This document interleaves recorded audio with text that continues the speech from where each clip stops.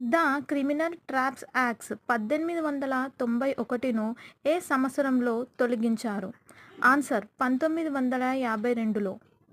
గణతంత్ర దినానికి జనవరి 26ను మాత్రమే ఎందుకు ఎంపిక చేసుకున్నారు? ఆన్సర్ 1930లో అదే రోజున ఎన్ఐసి లోహార్ సమావేశంలో సంపూర్ణ స్వరాజ్ ప్రకటనకు గుర్తుగా.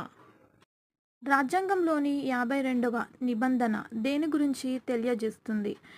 ఆన్సర్ రాష్ట్రపతి గురించి. భారత రాజ్యాంగంలోని ఏ షెడ్యూల్లో కేంద్ర రాష్ట్రాల మధ్య శాసనాధికారాల విభజన ప్రస్తావన ఉంది? ఆన్సర్ 7వ షెడ్యూల్లో. లోక్సభ ఎన్నవ రాష్ట్రంలోని శాసనసభలకు ఆంగ్లో ఇండియన్ను నామ నిర్దేశం చేయడానికి ఏ